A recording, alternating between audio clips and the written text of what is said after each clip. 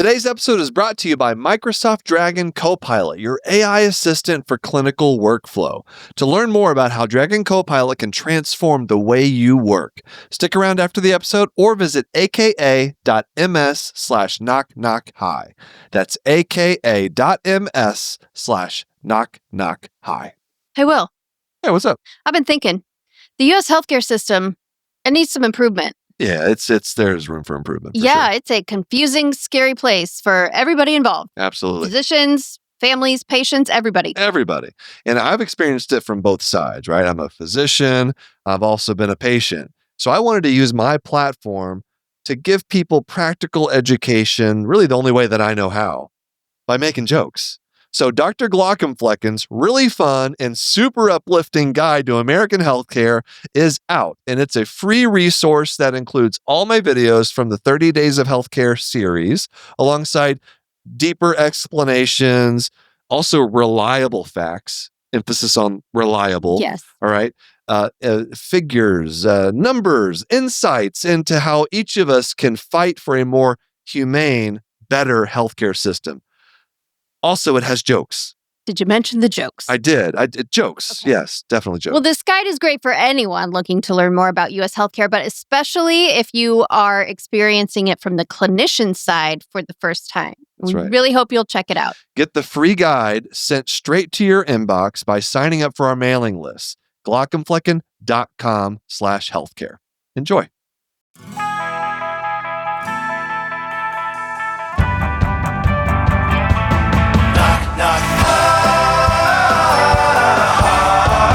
Knock, knock. Hi. Hello, welcome to Knock Knock Hi with the Glaucomfleckens. I am Dr. Glaucomflecken, also known as Will Flannery. I'm Lady Glaucomflecken, also known as Kristin Flannery. We're excited for you to join us today. Are you? Are you excited? You're in a funk this morning. What do you mean? You're real crotchety. She's like, nothing matters. Who cares? What? Because I'm in my feelings or something? No, I don't know what's gotten into you. This is unusual. I woke up tired. Just very, very tired. Yeah. And did you go to bed too late? No, I don't think so.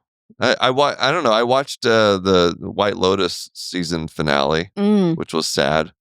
Oh, but and then you went to bed with sadness, and now you woke up with sadness. If you go to bed with sadness, do you wake up with sadness? Is that a central tenet of psychiatry? I don't know. I mean, maybe you do, right? Like your brain is at work processing your day all night. So. Could be.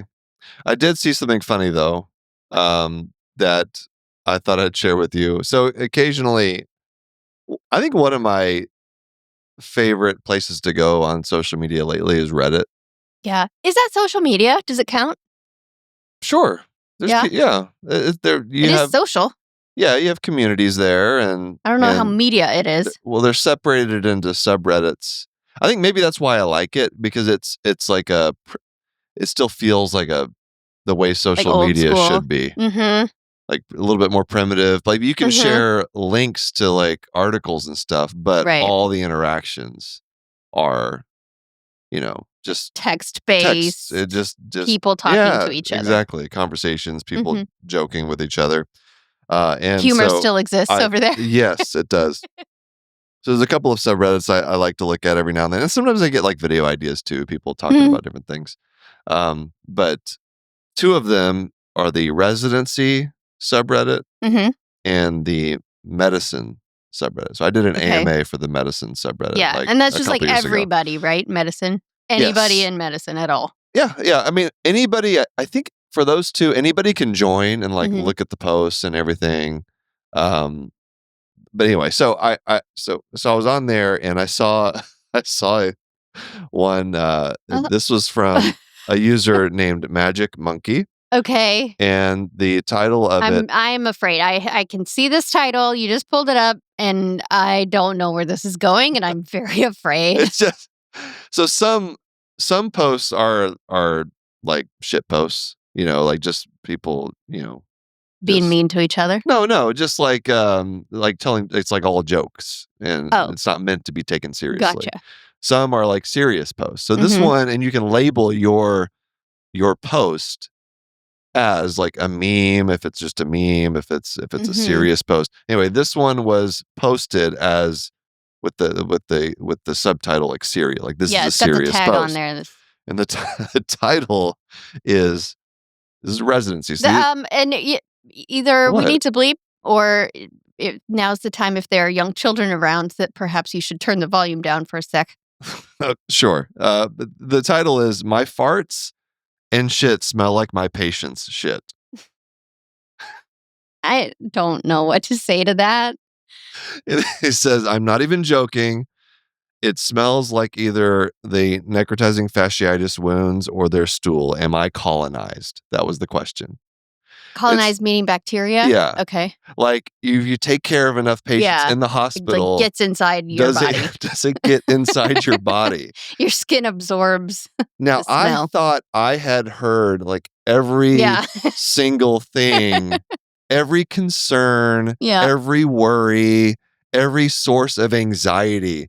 This was a new one for me. I am on medical social media Always. everywhere, Yes. all the time. I'm keeping tabs on all the things that people are talking about. Mm-hmm. The fact that a hospital environment can make your excrement the same as other people in the hospital is a new one. And this person is very concerned. But what got me laughing were some of the comments. Okay. So the first one: "You must be a terrific physician to carry a small piece of your patients with you everywhere." Oy. Uh, in nursing, we call it deja vu, which Oh. so this is like a thing. Like this is not an Yeah. original thought. Like obviously, Right, people like have heard of nurses are this. like, it's like, oh man, it's like what's coming out of me smells like what I smell every day, and so Yeah. then as you scroll down, people were like, you know, wondering, okay, well, what's the source of this? Yeah. Like trying to investigate this thing Right. medically. And what do you think it would be? I Do you mean, do you my even question venture a was, guess? well, my question was, is it actually happening or is it just kind of Like a psychosomatic, psychosomatic you thing? know? Like, I don't question that he's smelling that smell, Yeah. but like, is it actually, if you analyzed Yeah. his sample, would there be something in it? Well, some people were surprised by the original poster, like saying like he's some kind of poo sommelier Oh my gosh. to be able to, but Oy. it really is a thing because there's different smells. We've talked about smells in the hospital. There's like different poop smells Sure. too, like Any based on what disease parent you have, knows that's true. and like with certain diseases like Yeah. C. diff and stuff. Right. A lot of people think it's the food. Oh, interesting. The hospital food. food. Mm-hmm. Because that's like the common Right. denominator Right. of what the staff eats. What I mean, as some people won't go near the hospital cafeteria. Yeah. But I think that's probably the most likely. Yeah, that makes thing. sense. Hopefully, healthcare workers are not being colonized by I feel like the patients. you would know, right? Like you would have symptoms. Yeah, I mean, is it? I don't know. Yeah, exactly. Like, fecal oral Right, because if it's transmission. something that has landed this patient in the hospital, then if you get it, it seems like you would at least not feel good. Now, I do remember, there were certain floors in the hospital that had a very distinctive smell. Mm-hmm. In fact, I think back in the day, I wrote a Gomer blog article about a certain floor at the hospital that had like a very distinctive smell. Mm-hmm. And so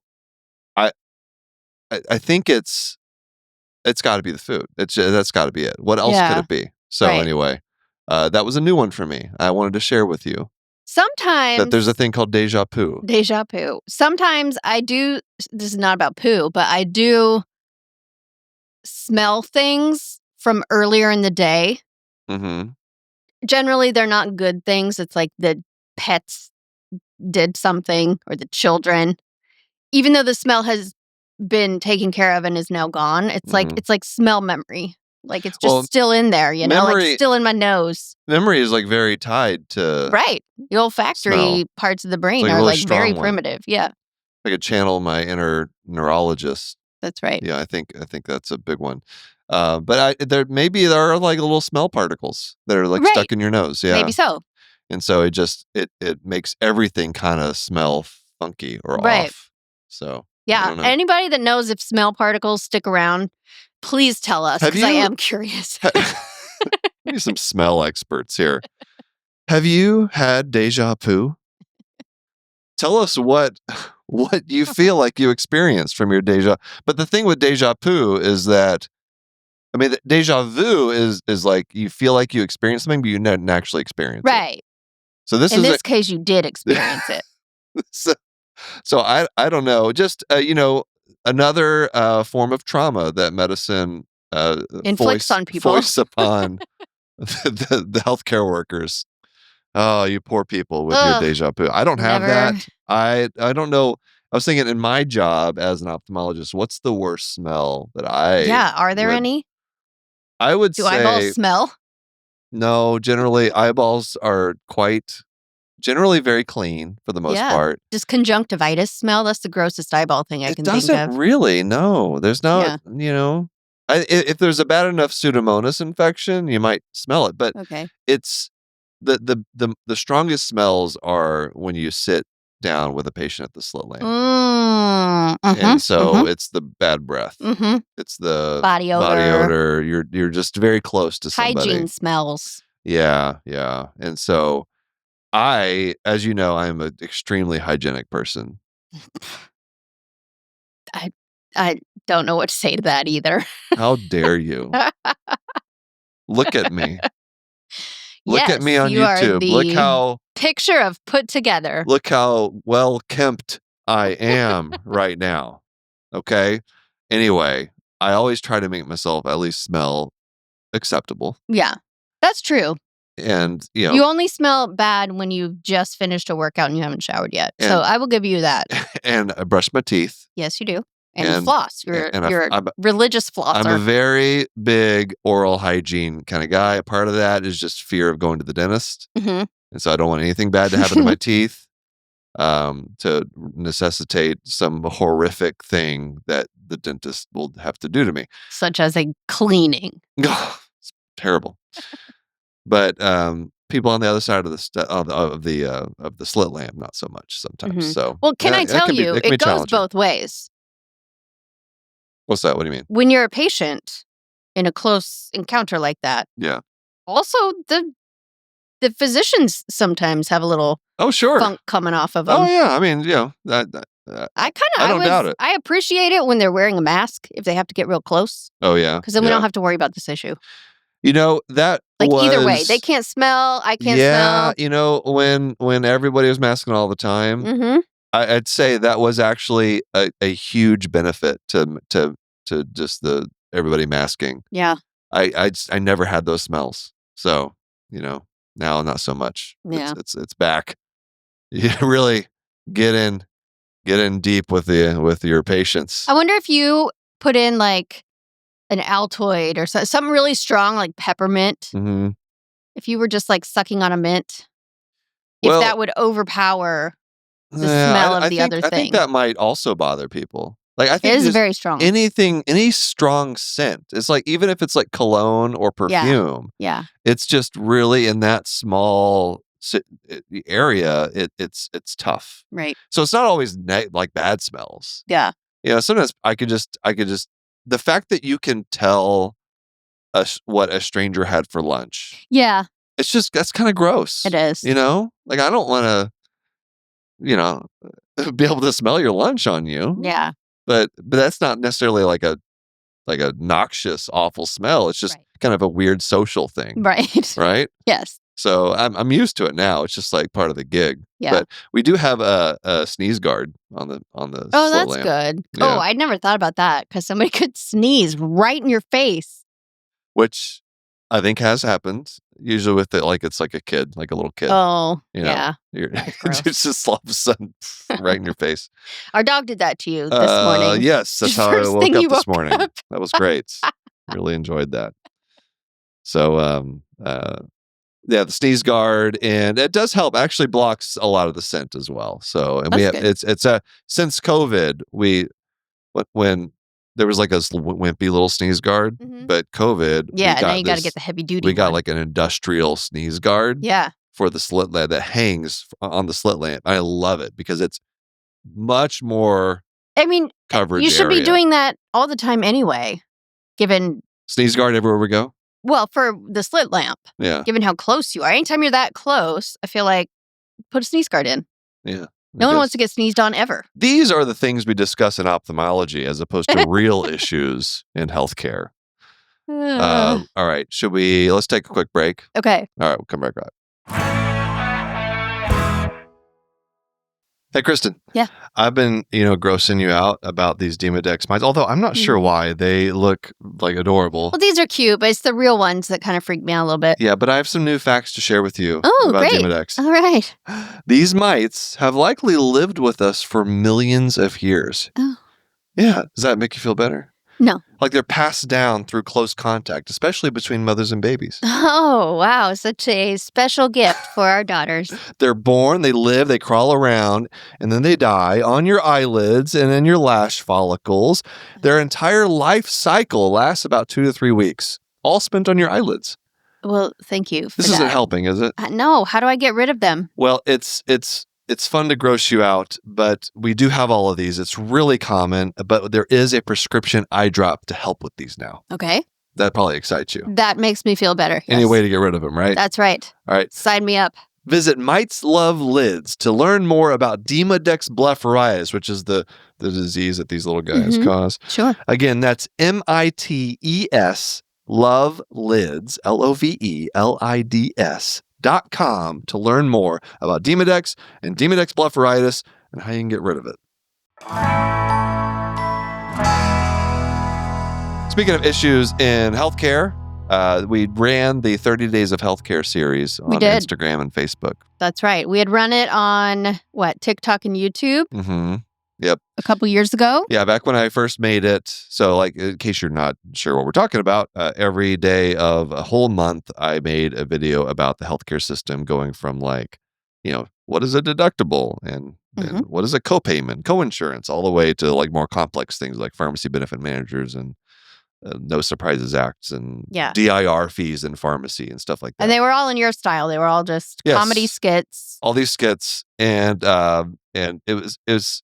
it shocks me because you think that, like, since I posted all of these prior on TikTok and YouTube, that people are going to be like calling me out on that. Like, oh, this is all old content. Right. No, people don't. But man, people do not cross platforms. No.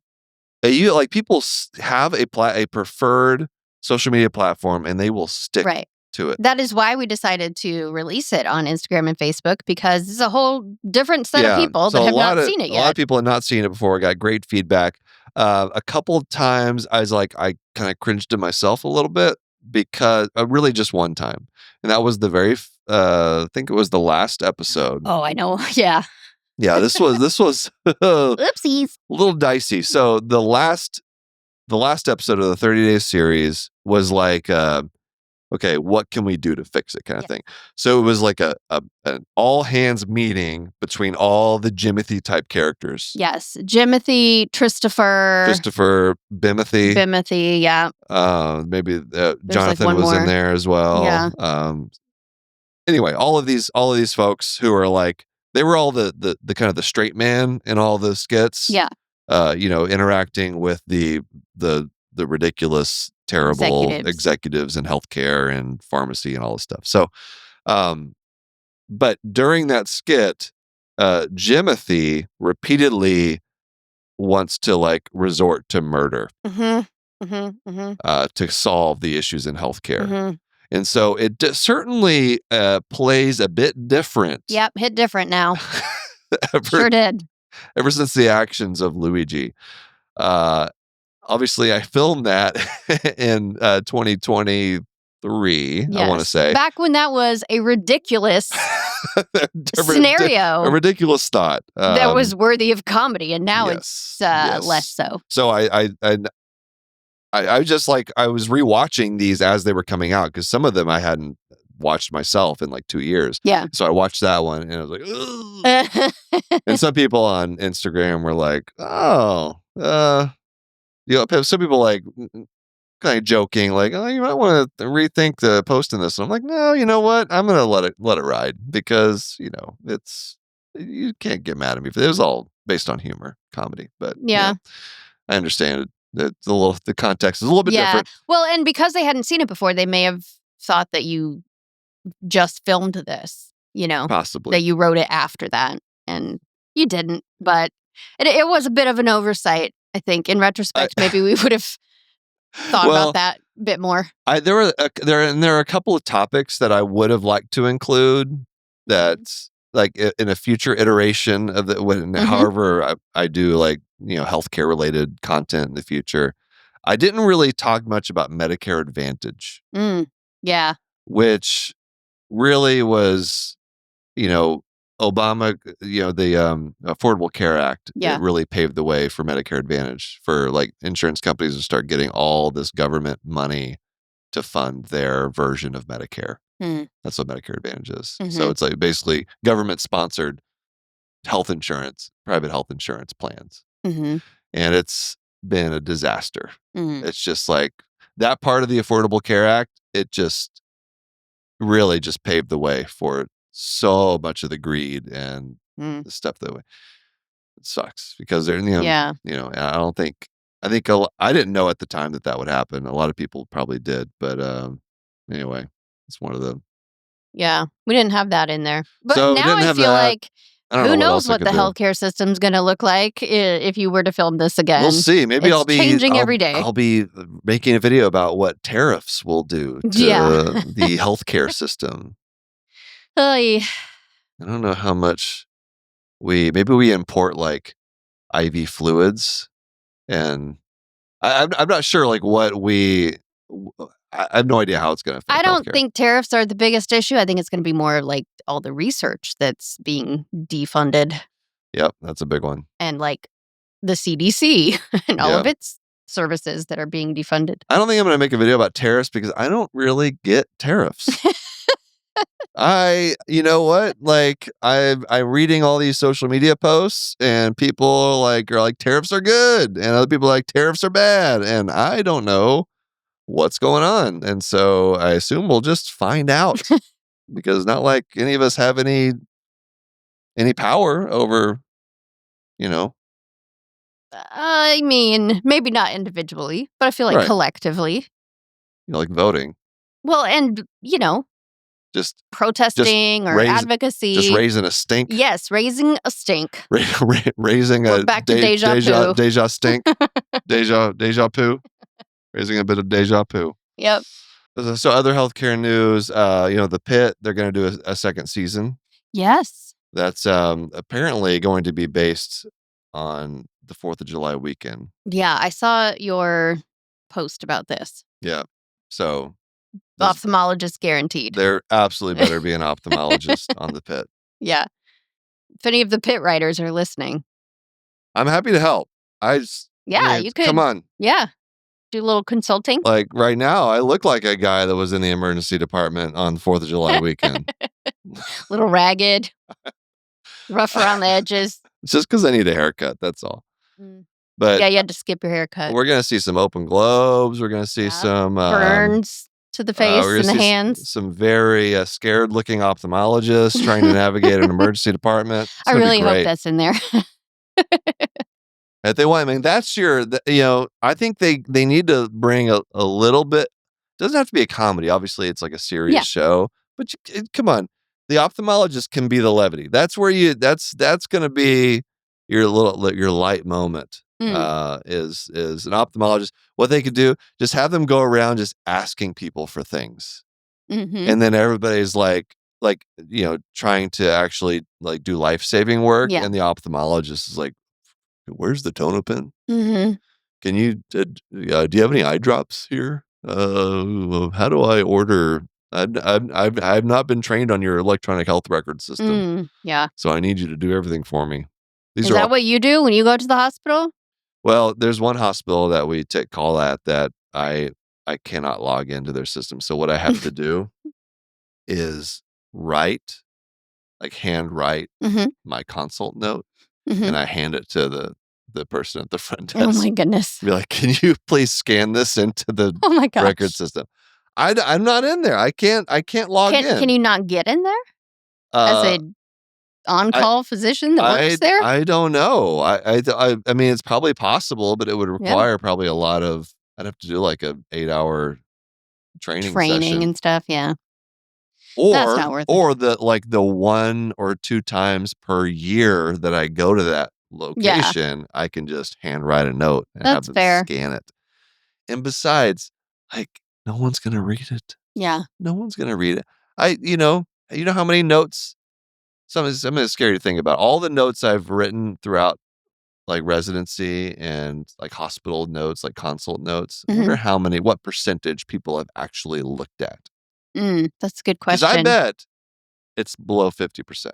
Yeah. Is it mostly for like liability purposes that we have everything documented and insurance? I think liability is what drives the note bloat, the extreme amount of documentation that occurs. Mm-hmm. Yeah, because we have a lot of liability issues here in the U.S. And people are terrified of that kind of thing. Right. But I mean, you're told, you got to document everything, and so it's there in case someone needs it down the road. But I just doubt that anybody's ever read any of my notes. Well, that makes all the residents listening feel great. Not even, maybe part of it's because we also use a ton of acronyms that no one can decipher. So maybe it's partly our fault too. Yeah, you could spell those out. All right, let's take one more break. I have a little activity for us. Okay. All right, here we're back. Tell the people what I just handed you. It's a hefty book. Mm-hmm. It's first aid for the USMLE Step 1 2025. Hell yeah. A student-to-student guide. Are you familiar with this book? I remember you having a version of this book a long time ago. It was probably about half the size of that. It's gotten bigger, huh? It's gotten a lot bigger, and that is like the med student Bible. Yeah. So when you're studying for your exams, right? Like that's the thing. This was your copy back in the day. Was a well-worn. The edges were frayed. Yep. And I had notations in there, and there was I'm not a big highlighter, but you're a big highlighter. I can tell you. I know you're a big highlighter. I do pen more than highlighter. I will underline and like make notes. Yeah. I like to color code so I can find it quickly. You're a highlighter I'm girl. a color coder. That's what I am. So I'm toying around with this idea of making skits around different like diseases. Yeah. And just things that are in this book. Mm-hmm. Can you remember things that are in this book? That's why I bought the book. Because I don't remember anything. And so I thought, because I talked about this on Knock Knock I episode as well. But, I'm enjoying doing these New England Journal of Medicine things where I get a trial. I make, I try to make that seem funny and engaging so that people will pay attention to it. Yeah. Well, I thought, let me do the same thing for like body medicine. Yeah. Right? Mm-hmm. Not just eyeballs, just because people might get tired of like hearing about eyeballs. And so maybe I could do some stuff about like cardiology and like GI and rheumatology, which I'm not even some of totally these sure areas exists. that you have pediatrics, all the historically glossed over. And so, I can have the characters like explaining this thing in medicine in a way that's fun and engaging for people, and that people might, take something away from it. So I thought we could I just want to test my knowledge here. Okay. So I want you to just randomly open that book to a page. Okay. And then pick something, and I'll just tell you what I know about it. I'm not even sure what I'm looking at. Make it a good one. Here we go.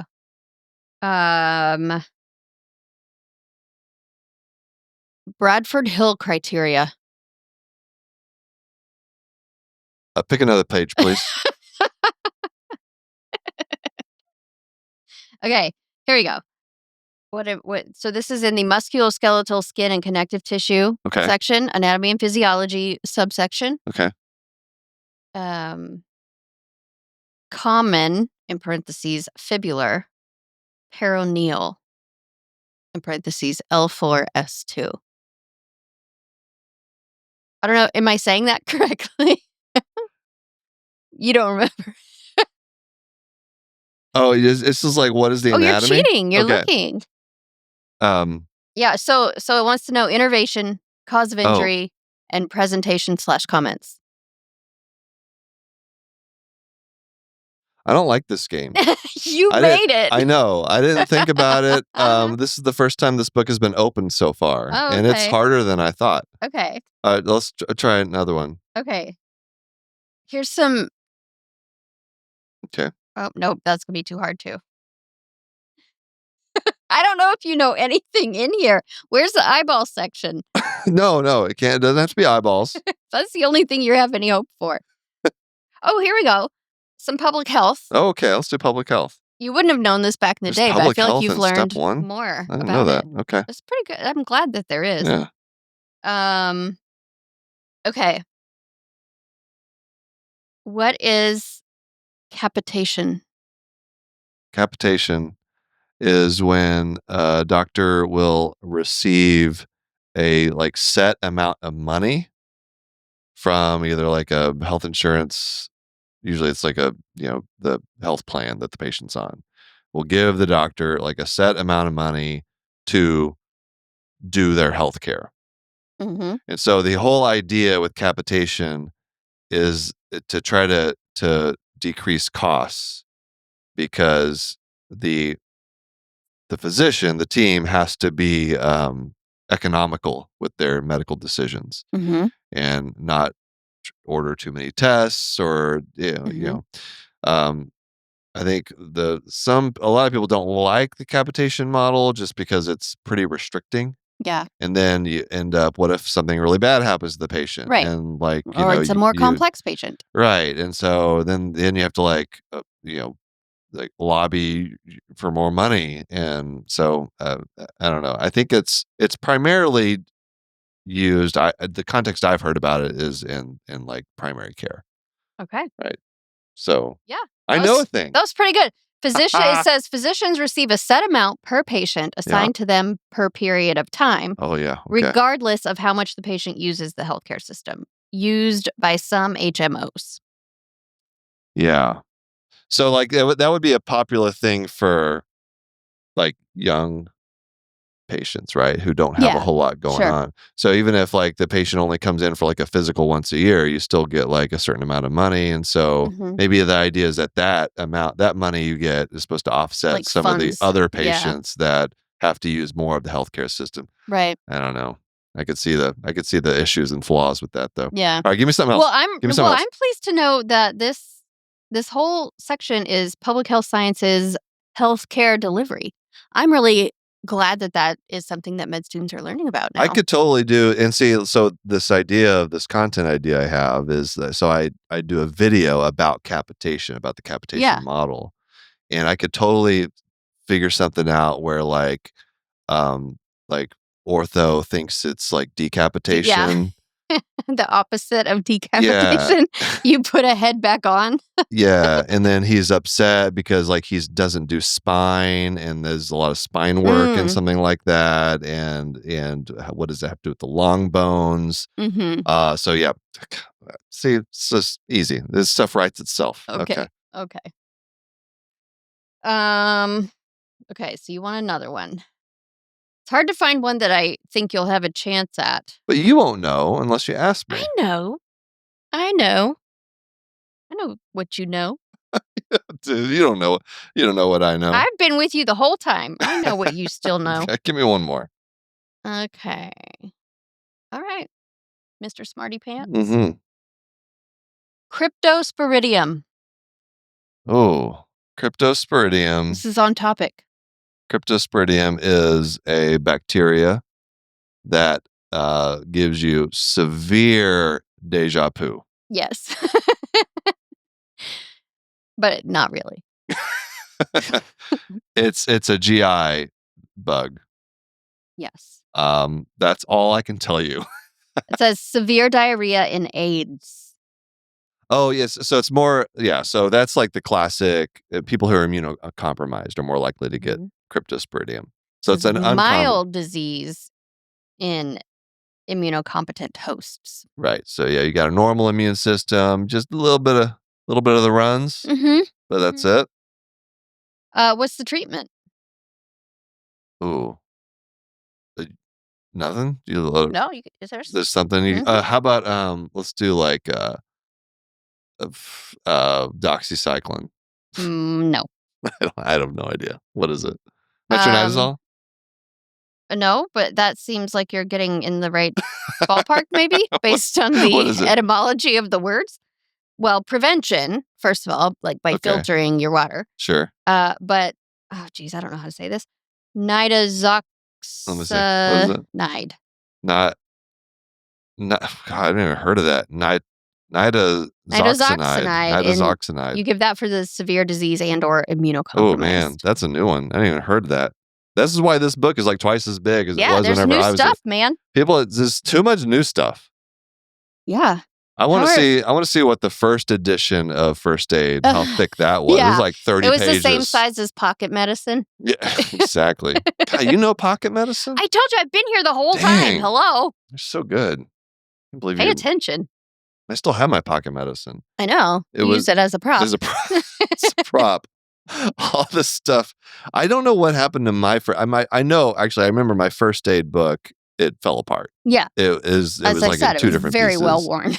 Yeah. And so I'm pretty sure I got rid of it. And that was before. If I'd only known. Maybe there's a version on eBay that I'd be making comedy videos based on on First Aid. Yeah. Maybe I would have kept it. But what are you going to do? How are people supposed to learn all this now? Like if there's so much new stuff. That's my question. It's too thick. I don't know how students get all of that stuff in their brain. Yeah. And it seems like they shouldn't have to anymore, right? Like with AI and Google. Yeah. I feel like that's going to cover a lot of what you need to know. So what are the new skills going to be, that will be important for med students to have? I don't know. But also, like everything they have in that book, there's like so many mnemonics. Mm-hmm.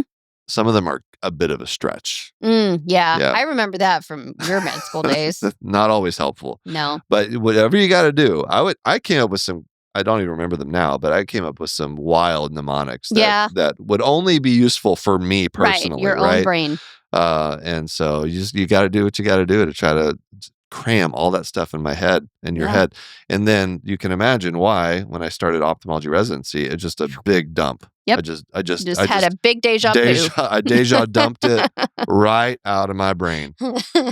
All right, that's it. That's the most poop talk we've ever had in an episode. I think. I don't know if anyone's still listening. That's all the first aid I can handle for now. Today. So let's call it. Okay. Thank you all for listening. Let us know if you have any other tips on how I can use first aid in my content. How did I get to this point? Anyway, you can email us, knockknockhi@human-content.com. Visit us on our social media platforms. Hang out with us and our Human Content Podcast family on Instagram and TikTok at Human Content Pods. Thanks to all the listeners leaving wonderful reviews and feedback. We love those. If you subscribe and comment on your favorite podcasting app or on YouTube at Glauc and Fleckens, by the way, we can give you a shout out like at Tarzan's mom on YouTube said, Lady Glauc, I love your reasoning behind and practicing of teaching ChatGPT polite language. Bravo. Well, thank you, Tarzan's mom. And thank you, ChatGPT. Yeah, this was about how I feel like maybe we should be using polite language when we use ChatGPT because maybe that'll train the models to be nicer. So that's very thoughtful of you. I'm sure. I don't think you mean that. I'm sure the AI program really appreciates it. Well, no, it's not about them. It's like You know how technology just sort of starts to devolve into the worst of humanity? Yeah. So let's try to put in more of the better parts of humanity, see if maybe we can counteract some of that. Valiant effort. Don't know if it's going to work, but it's a great idea. I'd like to try. Full video episodes are up every week on our YouTube channel at Glauc and Fleckens. We also have a Patreon. Lots of cool perks, bonus episodes, react to medical shows and movies. I like the pit. We got to get some pit going in there. Hang out with other members of the Knock Knock High community. We're there and active in it. Early ad-free episode access, interactive Q&A, live stream events, much more. Patreon.com/Glauc and Fleckens or go to glaucandfleckens.com. Oh, speaking of Patreon community perks, new member shout out, Poke Dude 14 and Wine Guy. Ooh. Wine Guy, you're a wine gal. Yeah. Shout out to all the Jonathans, a virtual head nod to you all. We have Patrick, Lucia C, Edward K, Marion W, Mr. Granddaddy, Caitlin C, Brianna L, MP Cole, Mary H, Keith G, Parker, Muhammad L, David H, Kaylee A, Gabe, Gary M, Eric B, Marlene S, Scott M, Kelsey M, Dr. Hoover, Sean M, Hawkeye MD, Buckley, Bubbly, Salt, and Shawnee D. Patreon Roulette, random shout out to someone on the emergency medicine tier. Shout out to Lindsay H for being a patron, and thank you all for listening. We're your hosts, Will and Kristin Planner, also known as the Glauc and Fleckens. Our executive producers are Will Planner, Kristin Planner, Aaron Cordy, Rob Goldman, and Shanti Brooke. Editor, engineers, Jason Portiz. Our music is by Omer Ben-Zvi. Emmy Award winning. Yes. Omer Ben-Zvi. And Emmy Award winning Shanti Brooke. That's right. To learn about our Knock Knock High's program disclaimer, ethics policies, submission verification, and licensing terms, and HIPAA release terms, go to glaucandfleckens.com. Reach out to us at knockknockhigh@human-content.com with questions, concerns, or fun medical puns. To date, I think only one person has ever reached out to us about submission verification and licensing terms. Yeah, it's disappointing. Knock Knock High is a human content production.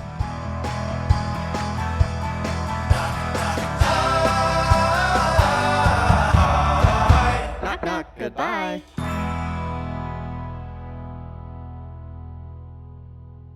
Hey, Kristin. What? You want an assistant? I would love an assistant. I bet you would. I don't want just one, though. I want many. Many assistants? Yes, I've got a lot of work. Well, I can give you something that does the work of many assistants. Okay. Have you heard of Microsoft Dragon Copilot? Oh, I have heard of this. Yeah, this is an AI assistant for clinical workflow. Mm-hmm. It's amazing. It transforms the way clinicians work. It's like a little Jonathan. Yeah. Doing lots of things for you. One of those things is helping you get information faster. Oh, yeah. That's nice. This is one of the things I love most about it. Like, you just ask and you can get answers on a wide variety of clinical topics with citations. Sometimes, like, we have to like do research to like try to jog our memory about certain things. Yeah, there's a lot to think about in medicine. Right, and new stuff coming out all the time. Well, Microsoft Dragon Copilot can just make that process faster and give you citations that lead you. You can look up the latest evidence about things, guidelines. It just makes that whole process seamless. I like it. To learn more about Microsoft Dragon Copilot, visit aka.ms/knockknockhigh. Again, that's aka.ms/knockknockhigh. Thanks for watching the episode. You can find more on that playlist over there. If you prefer to listen or you just had your eyes dilated, you can binge full episodes wherever you get your podcasts. Or join the party over on Patreon, where you get early access episodes, hang out with us, get lots of exclusive bonus content. Help you subscribe, leave a comment below. Let us know what you think.